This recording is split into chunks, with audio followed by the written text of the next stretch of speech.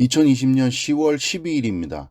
2020년 들었으면서 이제 코로나가 전 세계를 뒤덮고 있는데요.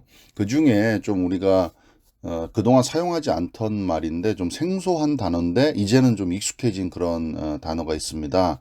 첫 번째는 사회적 거리두기라는 말이고요. 또 하나가 필수 노동자라는 단어가 생겨서 좀 그 두 가지에 대해서 오늘 살펴보도록 하겠습니다. 첫 번째는 사회적 거리두기인데요.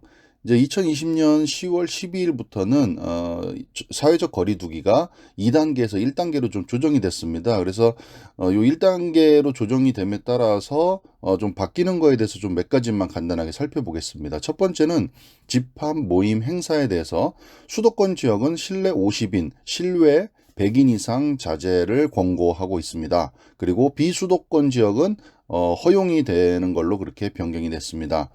두 번째는 고위험 시설 11개인데요. 방문 판매 등 직접 판매 홍보가는 집합 금지고요. 11종 시설 방역 수칙을 의무화하고 있습니다. 자세한 그 11종에 대해서는 보시는 바와 같고요. 세 번째는 이외 다중이용시설 총 16개 시설에 대해서는 수도권 지역은 식당, 카페 등 위험도 높은 시설 16개 방역 수칙이 의무화되어 있고요. 비수도권은 생활 속 거리두기 수칙으로 권고가 되고 있습니다. 네 번째 스포츠 행사는 관중 수를 제한해서 전체 최대 30%까지만 그렇게 입장해서 행사를 진행할 수 있게 변경이 됐고요. 국공립 시설에 대해서는 운영이 가능하고 인원은 최대 50%로 이렇게 제한이 되어 있습니다.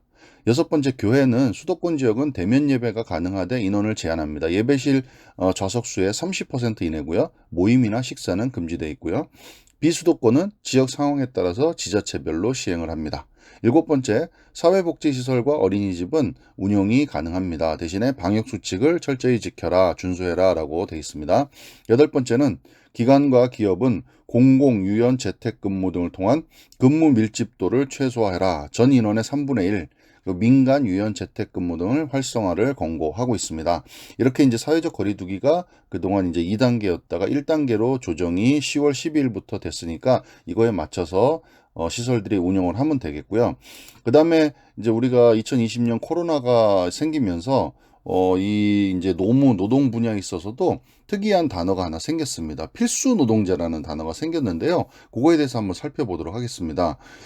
전체적으로 이제 코로나가 확산됨에 따라서 이제 대면보다는 비대면 온라인 쪽에 이제 많이 이제 근로자들도 생겨나고 또 기존에 이제 대면을 하던 분들도 비대면이나 온라인으로 근무 형태를 많이 돌리고 있는데 국민의 생명과 안전, 사회 기능 유지를 위해서 대면 서비스를 멈출 수 없는 그런 분야가 반드시 존재한다는 겁니다.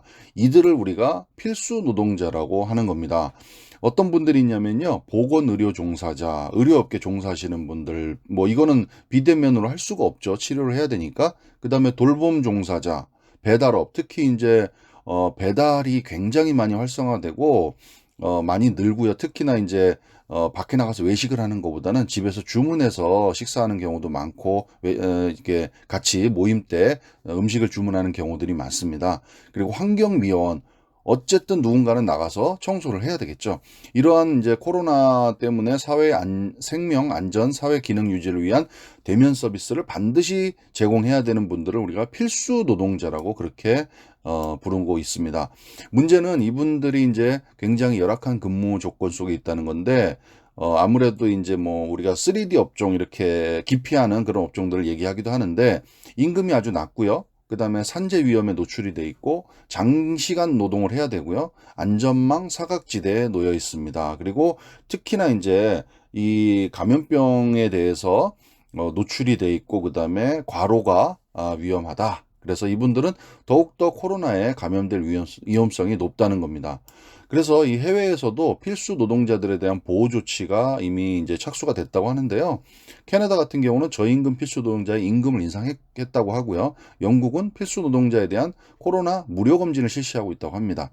그리고 이탈리아는 의료 부문 근로자에 대한 보육 비용을 지원하고 있다고 합니다. 그래서 외국도 이렇게 필수 노동자에 대한 그런 혜택이 조금씩 늘어나고 있다는데 우리나라도 이제 그에 맞춰서 조금씩 이제 필수 노동자에 대한 그런 혜택과 그런 필요한 부분들을 제공하려고 지금 하고 있다고 합니다.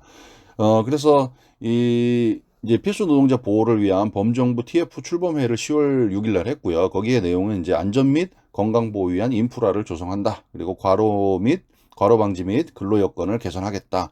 고용보험, 산재보험 등 안전망을 강화하겠다. 분야별 애로사항에 따른 맞춤형 지원하겠다라고 이렇게 이제 우리 정부에서도 이분들에 대한 어떤 혜택, 그다음에 보호 조치를 이제 시작을 하겠다라고 이렇게 TF를 구성해서 회의를 시작하고 있습니다. 자, 그래서 이제 우리가 듣도 보도 못한 단어, 뭐 사회적 거리두기, 뭐 올해 들어서 처음 듣는 그런 단어죠. 그리고 필수 노동자 이런 단어들이 생겼고요. 이제 시대가 계속해서 이제 뭐 코로나, 뭐 포스트 코로나, 위드 코로나 이렇게 바뀌고 있는데 이런 부분들에 대해서 조금 우리가 빨리 좀 사회에 적응을 하고 변화되는 거를 우리가 빨리빨리 감지를 해서 또 우리도 그에 대한 대비를 하고 했으면 좋겠습니다. 오늘 그래서 사회적 거리두기 2단계가 1단계로 이제 밑으로 단계가 내려옴에 따라서 그에 대한 조치, 그리고 처음 들어보는 단어 필수 노동자라는 거에 대해서 좀 살펴봤습니다. 감사합니다.